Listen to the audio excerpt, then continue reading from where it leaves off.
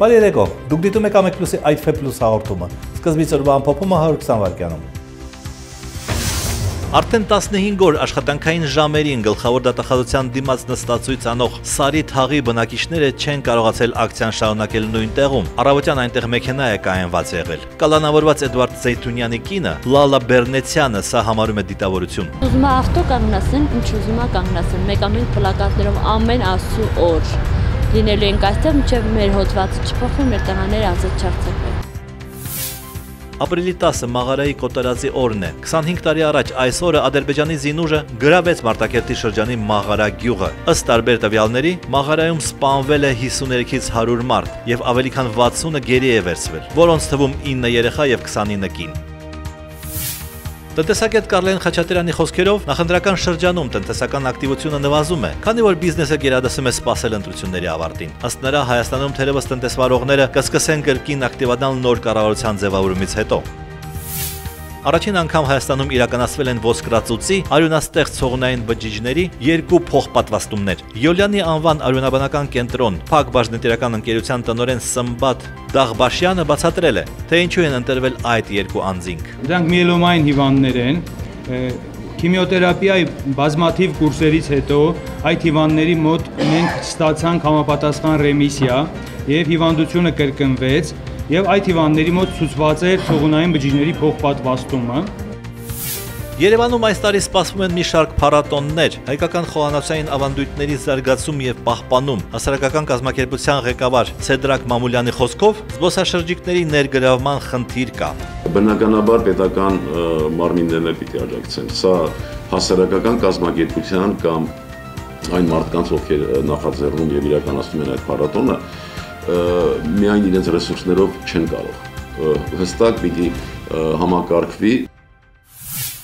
Հայաստանի առաջին նախագահ Լևոն Տեր-Պետրոսյանը անդրադարձել է անցած խորհրդարանական ընտրություններին։ Իր հոդվածում նա մասնավորապես գրում է. «Ժողովրդավարական երկրներում ընտրությունների ելքը վճռում են ոչ թե պետական վարչամեքենան, մեծահարուստների դասը կամ լումպենացված զանգվածը, այլ բացառապես միջին խավը։ Կրկնում եմ, խոսքը վերաբերում է ժողովրդավարական երկրներին եւ ոչ թե Հայաստանի պես բռնապետություններին, որտեղ միջին դասը պարզապես ոչնչացված է», գրում է առաջին նախագահը։ Ապրիլի 2-ին Հույդայի կողմից կենտրոնական ընտրական հանձնաժողով է ներկայացվել դիմում բողոք Արագածոտնի մարզի Փարպի համայնքում ընտրախախտումների վերաբերյալ։ ԿՀ-ից Երկիր ԵՄ-ին հայտնեցին, որ դիմումը վերահասցեագրման կարգով ներկայացվել է թիվ 17 տարածքային ընտրական հանձնաժողով, որը դիմումը քննելով կայացրել է որոշում անվավեր ճանաչել Արագածոտնի մարզի Փարպի համայնքի թիվ 17 կոտորակ 21 ընտրական տեղամասում քվեարկության արդյունքները, իսկ վարույթով ձեռք բերված նյութերը ուղարկել դատախազություն։ Թուրքիայի նախագահ Ռեջեփ Թայիփ Էրդողանը կոչ է արել Ռուսաստանին վերանայել դիրքորոշումը սիրիական ռեժիմի նկատմամբ կապված խաղաղ բնակչության դեմ քիմիական հարձակման եւ ԱՄՆ-ի ռազմական պատասխանի հետ։ Էրդողանը հայտարարել է, որ դատական փորձաքննության եզրակացությունները եւ այլ տվյալներ խոսում են այն մասին, որ Ասադը կապ ունի քիմիական հարձակման հետ։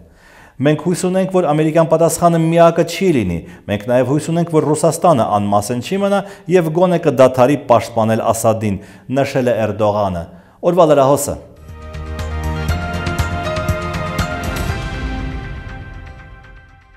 5-րդ գումարման ազգային ժողովի վերջին քառորյային ներկա էր ընդամենը 17 падգամավոր, քանի որ քվորում չապահովվեց, նիստը չկայացավ։ Հիմնականում ներկա էին այն падգամավորները, որոնք ընտրությունների արդյունքում այլևս չեն լինի հաջորդ խորհրդարանում։ Նիստը վարում էր ազգային ժողովի փոխնախագահ Հերմինե Նաղդալյանը։ Գալուս Սահակյանը այդ ընթացքում զբոսնում էր այգում, երբ նրա մոտեցավ падգամավոր Զարուհի Փոստանջյանը խնդրանքով։ Մեր խմբակցությունում կա մի եռագույն դրոշ։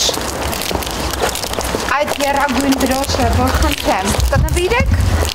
Երկիր ծիրանի կուսակցության գրասենյակին։ Եռագույն դրոշը։ Մեր եռագույն, այո, Հայաստանի եռագույն դրոշն է, որովհետև կնվիրեք։ Գալուս Սահակյանը կլինի նոր խորհրդարանում։ Նա որակական որևէ տարբերություն չի տեսնում ոչ ներկա, ոչ էլ նախկին ազգային ժողովների միջև։ խորհրդարանի աշխատանքը ավելի պարզ է դառնում եւ շիտակ,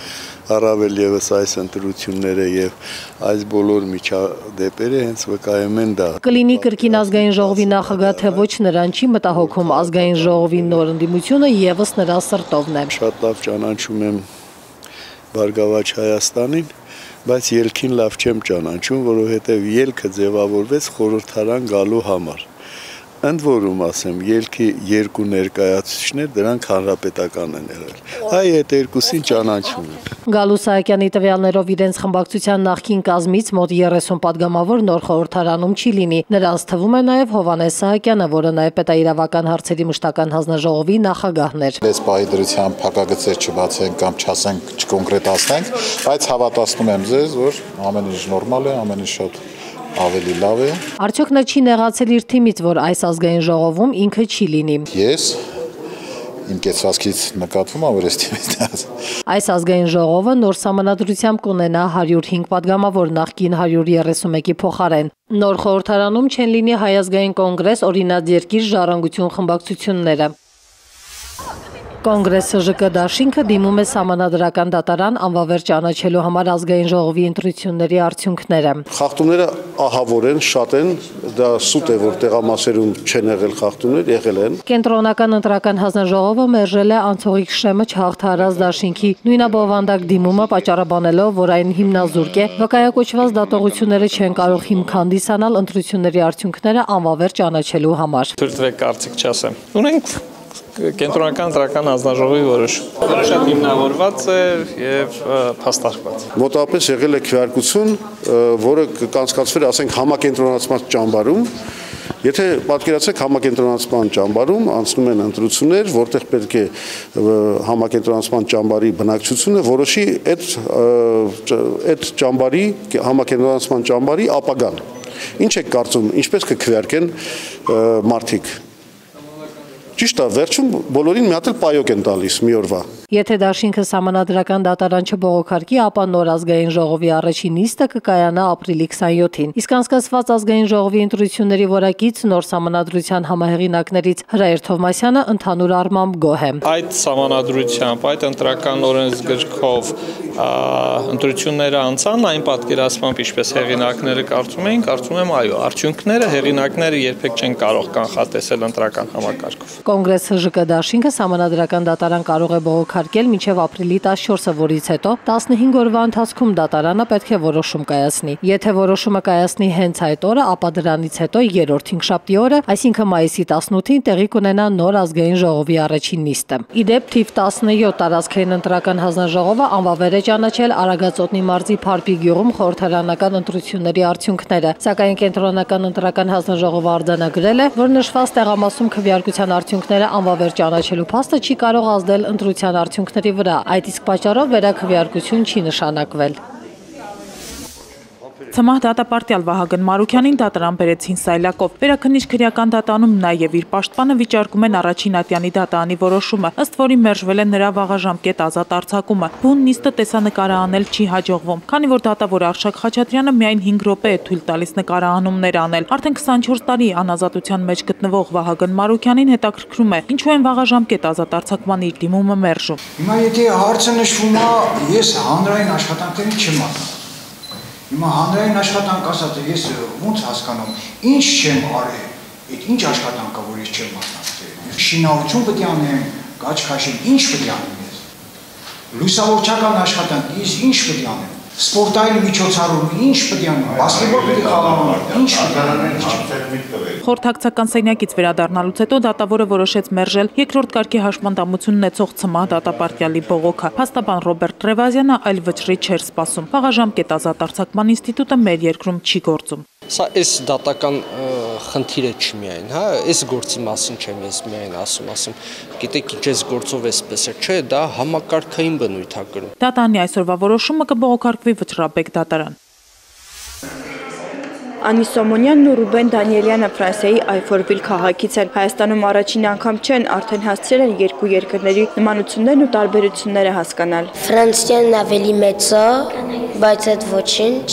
Հայաստան, որ փոքր է, ոչինչ։ Հայաստանում, որ խոսում ենք մի հատ մարդու հետ, սենց երկու արևելահայ ավելի շատ։ Ասում են, օրինակ, աղբեր, տենց հետո ու խոսում են, աղբեր, գիտես ուր այդ տեղը, և մի անգամից դուով են խոսում, բայց Ֆրանսիայում ասում են բարև ձեզ ներողություն կարող եմ ձեզ մի բան հարցնել։ Մեկ այդպես բաներ են ասում, որ հային ասես շատ կջեղայնանա, բայց որ այդպես բան ասես ֆրանսիացիներուն կխնդա մի մարդիկ ավելի ջղայն են, միսել ավելի թեթև են։ Փարիզի, Այֆորվիլի ու Մարսելի 3 հայկական վարժարանների լավագույն աշակերտներն արդեն 10 տարի այցելում են Հայաստան ֆրանսիահայ բարերար Սարգիս Բեդոյանի աջակցությամբ։ Վերջինս հույս ունի աշակերտները այլ համեմատություններ են անում շրջելով Հայաստանում ու ծանոթանալով Հայաստանի պատմությանն ու մշակույթին։ Կպահտանեն եւ կտեսնեն, որ երբ մենք Ֆրանսիայի մեջ 11 տարու շատ մեծ կաթեդրալներ շինեցինք Երուսաղեմը ազատելեն հետո, արդեն հայերը 6-րդ, 7-րդ, 8-րդ տարին արդեն շինած էին այդ կաթեդրալները, արդեն չմիածինը եղած էր։ Բարերարն ընդգծում է նման այցերից հետո ծնողներն իրենք են նկատում երեխաների մոտ հետաքրքրությունների փոփոխությունը։ Ծնողները գսեն ինձ ինչ երեք իմ դայիս, որովհետև դեռ չէր հետաքրքրվել եւ երբ Հայաստանին եկավ Հայաստանին հիմա գուզե որ հայկական TV պանա քիշերը ոչ թե ֆրանսիական TV պանա։ Արիտուն ծրագրի շրջանակներում 66 աշակերտներն այս անգամ Հայաստանում կմնան մինչև ապրիլի 17-ը։ Անին երազանք ունի, ուզում է այցելել Արցախ, իսկ Ռուբենն անհամբեր սպասում է Սևանում կրկին լողալու հնարավորությանը։ Անցած խորհրդանական ընտրություններին չէին մասնակցում մի շարք քաղաքական ուժեր եւ գործիչներ, նախորոք պնդելով, որ ընտրությունները կեղծվելու են, դրանց անիմաստ է մասնակցել եւ Հայաստանում ընտրությունների միջոցով ոչ մի բան հնարավոր չէ փոխել։ Հիմա իհարկե նրանք հնարավորություն ունեն ասելու, որ ամեն ինչ տեղի ունեցավ այնպես, ինչպես որ նրանք կանխատեսում էին։ Արդյոք դա իսկապես այդպես է, թե այնուամենայնիվ այս ընտրությունները տարբերվում էին նախորդ ընտրություններից։ Ինչ են կարծում ընտրություններին չմասնակցածները։ Օրվա գլխավոր թեման։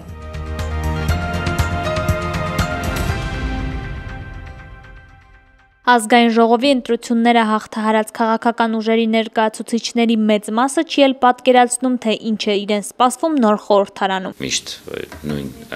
կոճակը սխմելը չի լինելու, այսուհետ ազգային ժողովի աշխատանքը դա 24 ժամ, 7 օր շաբաթվա աշխատանք է, որտեղ եւ հանձնաժողովների, եւ քննարկումների, եւ լիագումարնիստերի աշխատանքի մոտեցումներն է ամբողջովին փոխված։ Այս տեմպերով ու ծանրաբեռնվածությամբ չի աշխատի Թևան Պողոսյանը, նա ընտրապայքարին առհասարակ չմասնակցեց, իր որոշմամբ նա ուզում է օրինակ ծառայել։ Մարդ պետք է կարողանա միշտ ցիկլով մասնակցել, գնալ, գալ։ Պատգամավորության մանդատ ստանալու պայքարին չմասնակցեց նաև խորհրդարանի ամենաակտիվ կին պատգամավոր Զարուհի Փոստանջյանը, նրա չմասնակցելու պարզաբանումն ի տարբերություն գործընկերոջ ամբողջովին քաղաքական է։ Այն գաղափարախոսությունը, ծրագիրը եւ սկզբունքը, որին ես դավանել եմ, շեղում էր տեղի ունեցել եւ ես չէի կարող ընդունել այդ շեղման պայմանները։ Փոխարենը իր նորաստեղծ կուսակցությունով նա կմասնակցի Երևանի ավականու ընտրություններին, ինչպես ինքն է ասում, գնում է գրավելու քաղաքապետարանը։ Մենք հասկանում ենք, որ ընտրությունների միջոցով քաղաքական պայքարը Հայաստանի Հանրապետությունում այս 25 տարիների ընթացքում դեռ արդյունավետ հանգրվանի չի հասել, բայց նաև դրա հետ մեկտեղ մենք դիտարկում ենք այս գործընթացը որպես քաղաքական գործընթաց։ Ելքը հայտարարել էր, որ իր դաշինքով ավականու ընտրություններին մասնակցելու առաջարկ է արել նաև Զարուհի Փոստանջյանին։ Մենք ուղղակի ունեցել ենք հանդիպում եւ ընկերական զրույց, ուղղակի որպես գոլեգաներ, ես, նա եւ պարոն Սասուն Միքայելյանը սրճարանում ուղղակի զրուցել ենք, այսինքն նա պաշտոնական առաքելություն չի ունեցել ինձ որևիցե առաջարկ ներկայացնելու, ես էլ եթե լիներ նման պաշտոնական առաքելություն, ապա նույնիսկ չէի հանդիպի, այլ բանավոր կմերժեի։ Ուզում եմ ասել, պարոն Փաշինյանը կարիք չկար, որ այդ հայտարարությամբ հանդես գար, նա ուղղակի կասեի, որ ցանկալի է, որ լինի քաղաքի տղա եւ չխախտի էթիկայի կանոնները։ Երևանի ավականու ընտրություններին մասնակցելու հայտ ներկայացրել են Հանրապետական կուսակցությունը, Երկիր Ծիրանի կուսակցությունը եւ Ելք դաշինքը։ Չմասնակցել ընտրություններին այն պատճառաբանությամբ, որ միևնույն է կեղծվելու է, միևնույն է հանրապետականն է անցնելու, կարծում եմ այնքան էլ ճիշտ չէ։ Դա ոչ միայն հուսալքում է հասարակությանը, այլև խրախուսում է նրանց, ովքեր մտադիր են քվեարկել ընտրակաշառքով կամ որևէ մեկին լավություն անելով։ Եթե ընտրությունների արդյունքները պարզ են, ապա ինչն է ինձ խանգարում մի երկու կոպեկ փող աշխատել կամ կատարել որևէ մեկի խնդրանքը։ Իհարկե կան ընտրություններին չմասնակցելու ավելի լուրջ եւ մյուս կողմից ավելի պրոզաիկ պատճառներ՝ ռեսուրսների բացակայությունը կամ դրանց սակավությունը։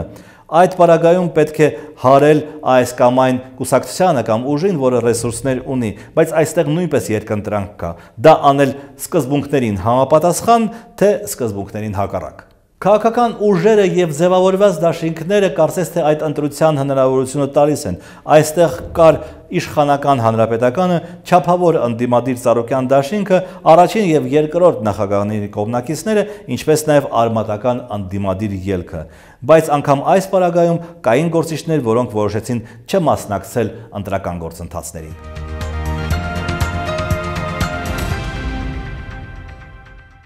Ամեկ լուսի զրուցակիցն է քրիստոնյա ժողովրդական վերածնունդ կուսակցության նախագահ Սոս Գիմիշյանը, պարոն Գիմիշյան, բնականաբար հարց է առաջանում, որն է պատճառը, որ դուք չմասնակցեցիք ընտրական process-ներին։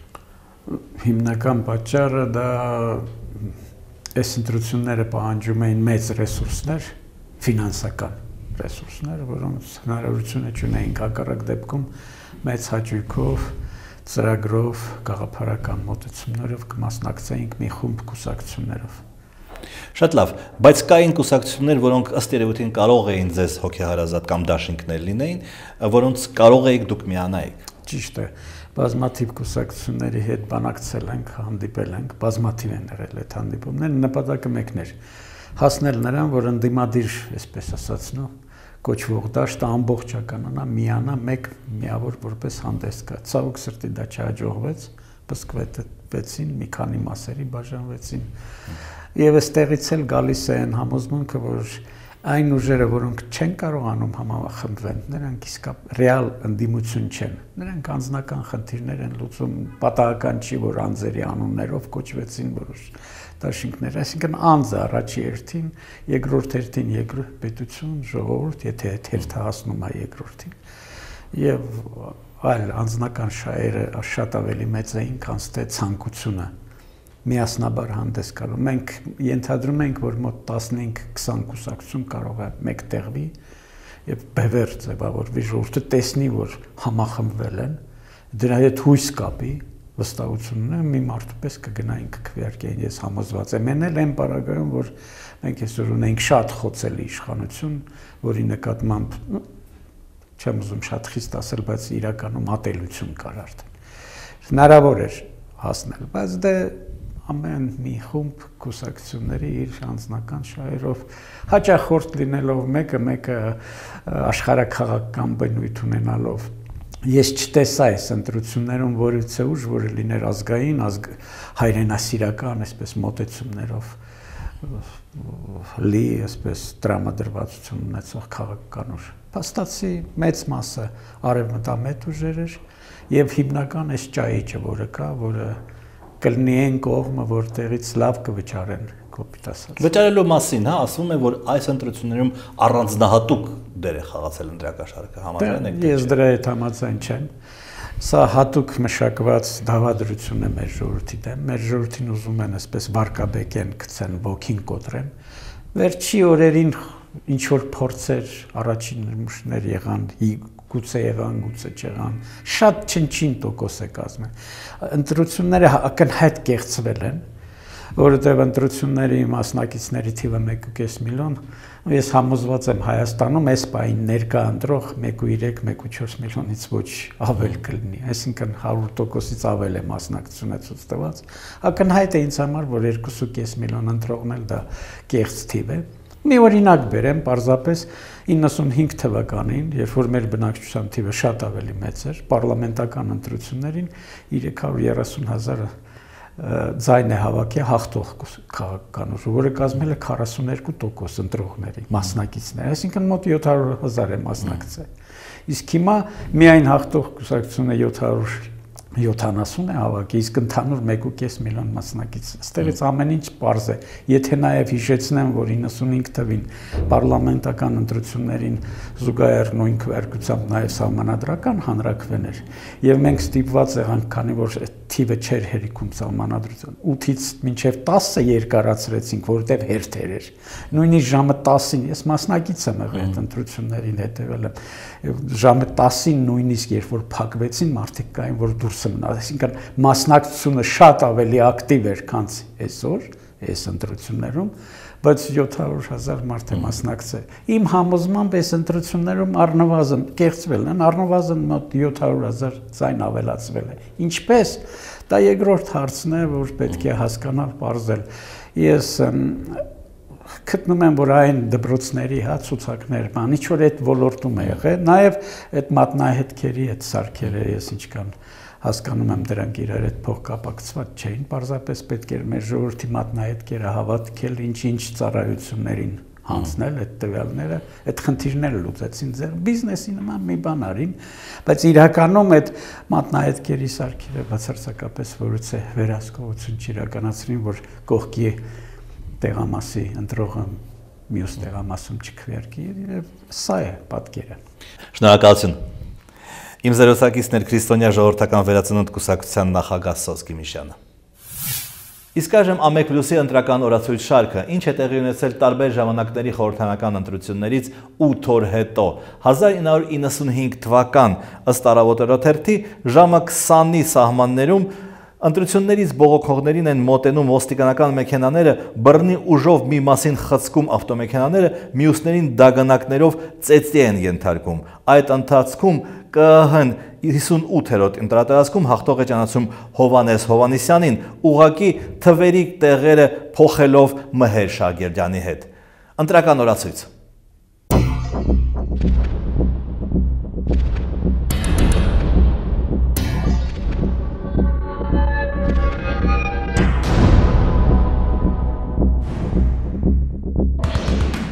«1995-ի ընտրություններից 8 օր անց 58-րդ ընտրատարածքում քվեարկված Վրեժ Շահագերդյանի կողմնակիցները, Աբովյանի 11 գյուղերի բնակիչներ հավաքվել են Գերագույն խորհրդի շենքի մոտ, որտեղ գտնվում է ԿԸՀ-ն եւ պահանջում են հաղթող ճանաչել Շահագերդյանին, այլ ոչ թե Աբովյանի գործկոմի նախագահ Հովհաննես Հովհաննիսյանին։ 1999-ի ընտրություններից 8 օր հետո տապալվում է ազգային ժողովի վերջին երրորդյայի առաջին նիստը, գրանցվել էր ընդամենը 75 падգամավոր։ Ափսոս որ չհավաքվեցին։ Ափսոս, կարծում եմ որ արժեր։ Ներկային հիմնականում այն падգամավորները, որոնք նորընտիր խորհրդարանում տեղ չունեին, խորհրդարանի տարբեր սենյակներում ճամպրուկային տրամադրություն է։ Տխուր եմ զգում, ոչ թե ինձ համար, այլ իմ տեսակի համար։ Ցավոք սրտի հասարակությունը չգնահատեց քաղաքական գործիչներին։ Ժողովուրդը արժանի է այն իշխանությանը, որը ինքը ունի, այսօրվա նախագահին, այսօրվա ազգային ժողովին, այսօրվա իրավիճակին։ 1999-ի ընտրություններից 8 օր հետո ընտրություններն անվավեր ճանաչելու հայտարարությամբ ԿԸՀ-ին է դիմում Հայրենիք դաշինքի նախագահ Էդվարդ Եգորյանը։ Ըստ նրա միայն Տավուշի մարզի 83 տեղամասերի ամփոփիչ արձանագրություններով դաշինքը ստացել է 397 ձայն։ Պարոն Եգորյանի ձեռքում է 83 տեղամասերից 4-ի տվյալները, որոնք ցույց են տալիս, թե ինչպես են կեղծվել արդյունքները։ Հայրենիք դաշինք 360 ձայն, միասնություն 124, սա մեկ տեղամաս է։ Հաջորդ տեղամասը Հայրենիք դաշինք 101 ձայն, միասնություն դաշինք 125 ձայն։ Մեկ այլ տեղամաս Հայրենիք դաշինք 207 ձայն, միասնություն դաշինք 688 ձայն։ Մեկ այլ տեղամասում Հայրենիք դաշինք 401 ձայն, միասնություն դաշինք 42 ձայն։ Միայն այս 4 տեղամասով Հայրենիք դաշինքը ըստ այս արձանագրությունների ստացել է 1069 ձայն։ Կենտրոն եւ Նոր Քմարաշ համայնքների առաջին ատյանի դատավոր Պարքև Օհանյանը 1999-ի ընտրություններից հետո սպասարկում է ԿԸՀ-ի հետ կապված դատական վեճերը։ Նրան այլ դատավորներ են օգնել։ Պարոն Օհանյանը պնդում է, որ քաղաքական շրջանակների ազդեցություն չի եղել դատական վեճերների վրա։ Բացարձակ ճնշումներ չեն եղել։ Ընդհակառակը ես կասեի այնքան ազատություն կար, որ գուցեև զարմանալի կթվար։ 1999-ի ընտրություններում տեղ գտած ընտրացուցակների չափազանց մեծ անճշտությունները նախագահ Ռոբերտ Քոչարյանը միտումնավոր չի համարում, դա կանխատեսելի էր։ Մենք չենք զրկել մեր ժողովրդին, մեր բնակչությանը քվեարկության իրավունքից։ Ուղղակի այդ իրավունքը ստանալը տեղափոխվել է հանձնաժողովից դատարան։ Փոխարենը պարոն Քոչարյանին անհանգստացնում է այն փաստը, որ խորհրդարան մտավ նաև քրեական տարը։ Իսկ ինչի են նախընտրում այդ մարդկանց։ Միգուցե ինձ նրա պատճառով, որ 10 տարվա նվնվոցը մարդկանց արդեն ինչ-որ զահլ են տարել է։ Իդեպ այս հանդիպման ընթացքում Ռոբերտ Քոչարյանը լրատվամիջոցներին խնդրում է դադարեցնել ձայնագրությունը, մինչև որևէ մեկին կհաջողվի բռնել իրեն խանգարող ճանճին։ Գնաց այսպես է լինում, գիտեք, մեկ կարևոր գործերում այսպես մի ճանճ մտնում ամեն ինչ փչաց։ Ընդդիմադիր արդարություն դաշինքը լրջորեն քննարկում է 2003-ի ընտրությունների արդյունքում ձեռք բերած մանդատներից հրաժարվելու հարցը։ Հիմա եթե մենք միանգամից հրաժարվում ենք մեր մանդատներից, երաշխիք չունենք, որ այս կենտրոնական ընտրական հանձնաժողովը արդարություն դաշինքի բաժին մանդատներ համամասնորեն չի բաժանի այլ կուսակցությունների միջև։ Տարակուսանքով ասում է դաշինքի անդամ Ալբերտ Բազեյանը։ 2007-ի ընտրություններից 8 օր հետո Ազատության հրապարակում հավաքված ընդդիմադիր ուժերը ԿԸՀ-ից պահանջում են անվավեր ճանաչել մայիսի 12-ի ընտրությունների արդյունքները։ Պետք է նշանակվի վերաքվեարկություն եւ այդ գործընթացին մասնակցեն միայն այն ուժերը, ովքեր պատրաստ են արդարության սկզբունքով պայքարել, հայտարարում է հանրահավաքի մեկնարկին իր երրորդյա նստացույցը դադարեցրած իմպիչմենտ դաշինքի ղեկավար Նիկոլ Փաշինյանը։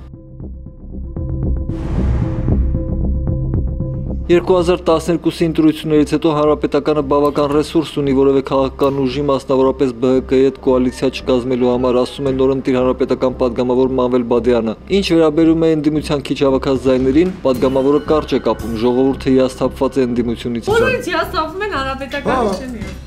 Դե ուրիշ ձեր կարաս բացատրես դա, չես կարա, չէ՞։ Տիգրան Կարապետյանը ոչ մի կասկած չունի, մայիսի 6-ին ազնիվ ընտրություն չի եղել։ Ազնիվ փող են բաժանել։ Նույնիսկ Կարապետիչին քվե տվողների մի մասն է հանրապետականից փող վերցրել։ Մեզ տված ձայնը էլի խապկանք է եղել։ Պարոն Կարապետյանն իր ընտրատարածքում պարտվել էր Հովիկ Աբրահամյանի բարեկամուհուն։ Ինձ հաղթել է այն գյուղում, որտեղ ես ամակ ներդրում եմ ունեցել։ Ուրեմն այդ 33 արծաթը գործել է ամենտեղ։ Իմ կողքով անցնում էին մարդիկ, գնում էին ընտրատեղամաս, ինձ ասում էին ձենը քեզ եմ տալու ու գնում էին ընդ պղծում էին, չէին կարողանում։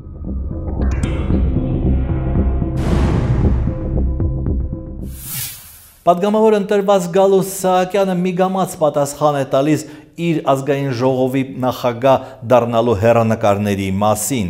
Հաշվի առնելով Գալուս Սահակյանի բնավորությունը, ոչ մի բան կանխատեսել հնարավոր չէ։ Դիտեք նաև մեր վերջին խոսքը, իսկ ես ձեզ հրաժեշտ եմ տալիս։ Մենք կհանդիպենք չորեքշաբթի օրը։